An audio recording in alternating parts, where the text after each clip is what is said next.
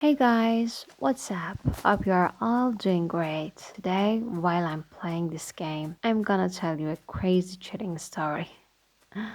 So, let's get started. His name doesn't matter anymore, not to anyone but me. So, I just call him by what he was, the best thing that ever happened to me. We met 4 years ago at a mutual friend's dinner party, and within an hour, I knew he was different. He had this quiet confidence, the kind that doesn't need to prove itself. He listened when I talk, really listened. Remembered small things I mentioned in a passing and brought them back weeks later like they matter. Once I mentioned offhand that I missed the smell of a candle my grandmother used to burn. 2 months later, on a random Tuesday, there it was on my kitchen counter. Yeah, he would spend weeks tracking down the exact scents. He wasn't perfect. He could be stubborn, and he hated confrontation so much. He would go quiet for days instead of arguing. But he was steady. He was safe. After years of chaotic relationships, safe felt like a miracle. 3 weeks before our wedding, my best friend threw me a bachelorette party. Some I still don't fully understand how she ended up inviting people from a part of my life I would try to leave behind. One of them was a man I used to be involved with years earlier, before I ever met my fiancé. He was the opposite of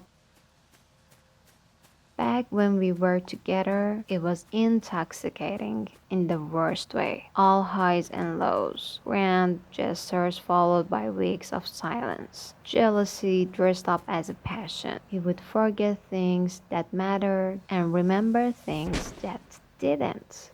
He cheated on me twice that I know of. Yeah. And still, somehow, when he walked back into that room at my bachelorette party, something in me reacted before my brain catch up. Muscle memory, maybe. The pull of something familiar and destructive. I would had too much to drink. I know that's not an excuse, but it's the truth. He said things that night I would wanted to hear years ago and never did. That he would change, that he thought about me, that he regretted how things ended.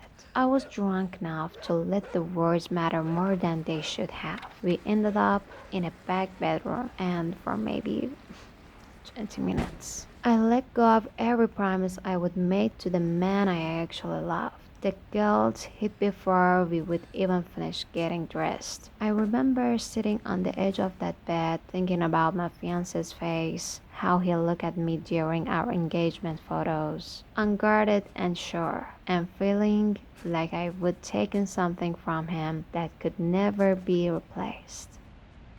Trust self. The specific kind of trust you can only build over years. Gone in 20 minutes. Because I couldn't say no to a ghost from my past. The next morning, I woke up sick with regrets. I told him it meant nothing, that it could never happen again, and I made him promise to never speak of it. He agreed, but I could see he didn't really mean it. I spent the following days pretending everything was fine. I told my fiance I had a stomach bug, so he wouldn't come near me, so he wouldn't see my face and somehow read the truth in it. He brought me soup anyway. He sat outside my door.